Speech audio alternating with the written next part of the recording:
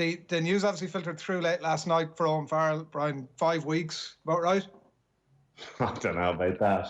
It was a bad one, as they said. 10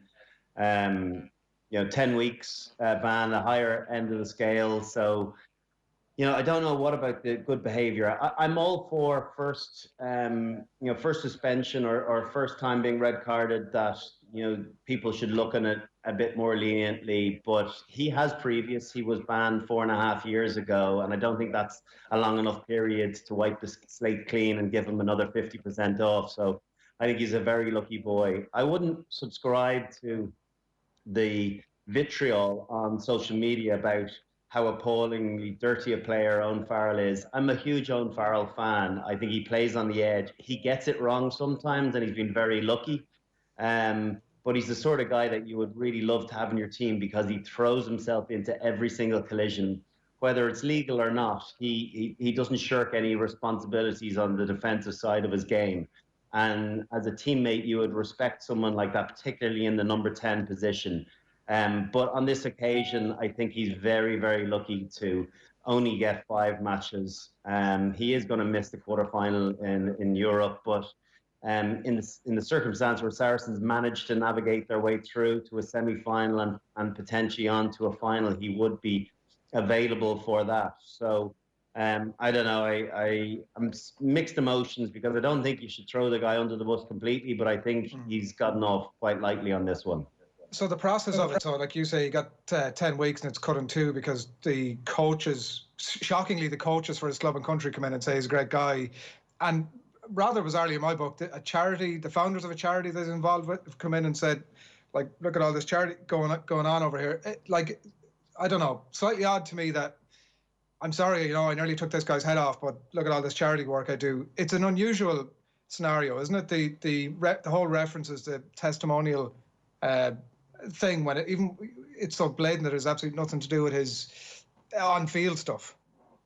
Yeah, I suppose be careful not to throw stones in glass houses. I've been involved in circumstances like this, both as sitting on the naughty step, but also as one of those people speaking on behalf of other players. And of course, you're going to try and put your best foot forward, try and pitch yourself or that individual as someone that's held highly in society, that does good work, that, this is an aberration on their, usual form. So you do anything to try and reduce those numbers. That's sport, that's life. And I'm not surprised to see the people coming in for him. I saw Paul Williams, the journalist over in Wales, asking whether, charity work and that sort of thing makes any difference. And I saw a lawyer come on and respond to him. And he said, good character, generally no convictions, is a mitigating factor.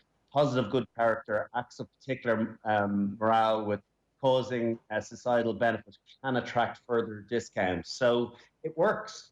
So it's not going to work against you. It's going to work for you. And in this case, it appears to have had a positive effect. 2013, is that what you were talking about? Well, listen, there's a multi. What's that? 2013, your naughty step appearance. Yeah, and I, do you know what? I should have been red carded for it. I was lucky when the card was pulled out. Wayne Barnes was referee, and he spoke to his touch judge, and I was sure it was going to be a red card. And to be honest with you, it probably warranted a red card. I got frustrated. They were killing ball all afternoon, and I took it into my own hands, and I stood on the back of I think it was at Mazzi back in their full back.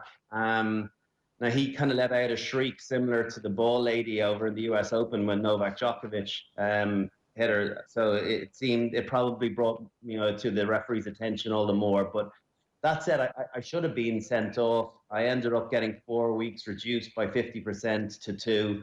I think you've got to look at the circumstances individually. I think provided it's unintentional or you don't cause major injury to anyone, I think you have to bring in the circumstances where it is potentially out of character. And I think that 50% should be considered. I think thereafter, if you're on a second, third, fourth ban, it's got to be 100% of whatever the initial ban is. And irrespective of time passing and lots of good behaviour, I still think second time penalised. I wouldn't say you throw the book at them, but I think you get the full whack.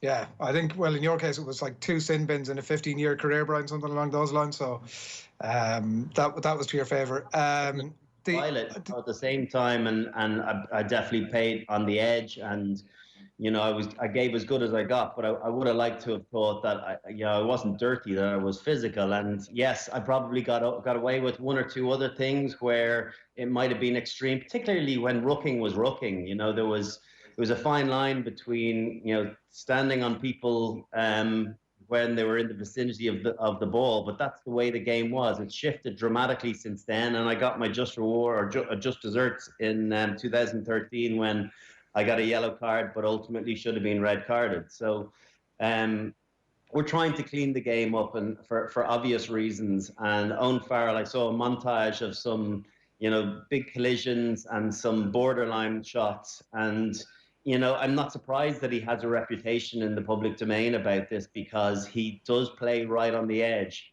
And if you're gonna play like that, you're gonna miss one every so often. And he missed big at the weekend. And I do think he's gotten off likely with 5 games.